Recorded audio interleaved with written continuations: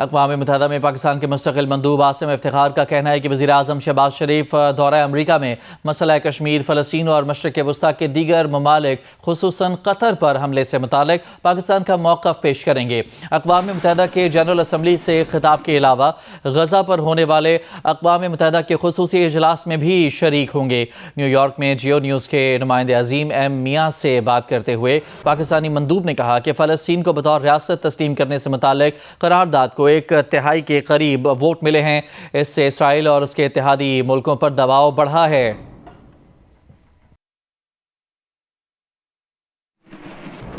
Prime minister جب آئیں گے آبویسلی پاکستان کو ریپرزینٹ کریں گے، پاکستان کا یہ جو امیج ہے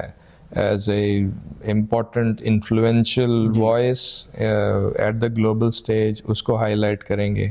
ہمارے نیشنل ایشوز کو ہائی لائٹ کریں گے، اور ساتھ ہی ساتھ جو دوسرے جو گلوبل ڈیولپمنٹس ہیں جس میں غزہ پیلسٹائن کا مسئلہ ہے، اب اس میں یہ سچویشن اور بگڑتی جا رہی ہے کہ جو اسرائیل کے جو ایکشنز ہیں وہ they are no more limited, obviously they were already not limited to Gaza, کبھی لیبنان میں تو کبھی سیریا میں، یمن میں، پھر ایران میں بھی انہوں نے کیا، اب یہ دوحہ میں ہی ہوا ہے۔ خاص طور پہ بھارت کے ساتھ کشمیر کے معاملے پر، اور انڈس واٹر ٹریٹی بھی ہے، اور جو مئی میں جو ایک 3-4 روزہ جو کانفلکٹ جو بھارت کی ایگریشن کے بعد جو پاکستان نے جس بھرپور طریقے سے اس کو جواب دیا، اور اس سے ایک پاکستان کے اندر نہ صرف ایک انٹرنل یونٹی اور اسٹرینتھن ہو کر ابھری ہے، لیکن اس کے ساتھ ساتھ پاکستان کا جو ایک انٹرنیشنل امیج ہے، جو ایک پوزیشن ہے which was always there, it has also been strengthened further.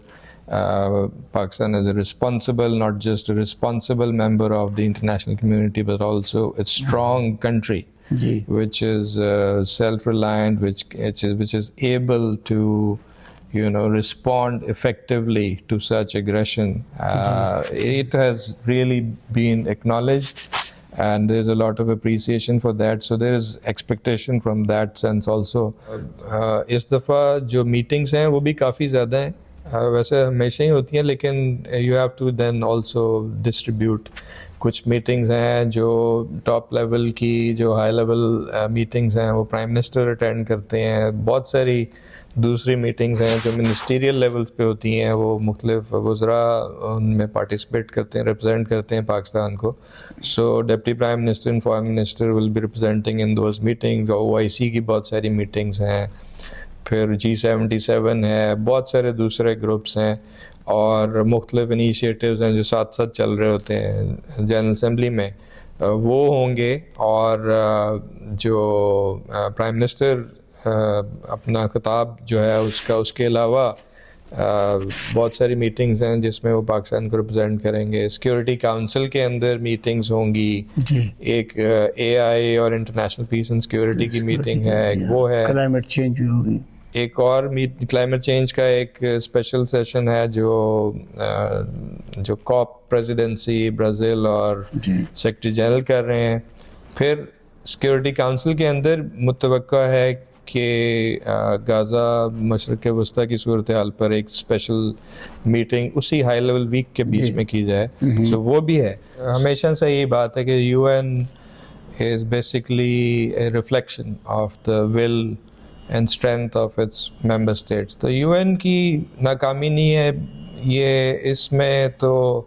آپ دیکھیں کہ جو ایک گلوبل کنسنسس ہے وہ تو بڑے واضح طریقے سے ابھرا ہے. اب 142 ممالک جہاں پہ سپورٹ کر رہے ہیں، مور دین 2/3، اور چند ممالک ہیں گنے چنے جنہوں نے اس کو اپوز کیا ہے، باقی چند نے ابسٹین کر دیا ہے. تو اس کا مطلب ہے کہ بھرپور ایک حمایت حاصل ہے اس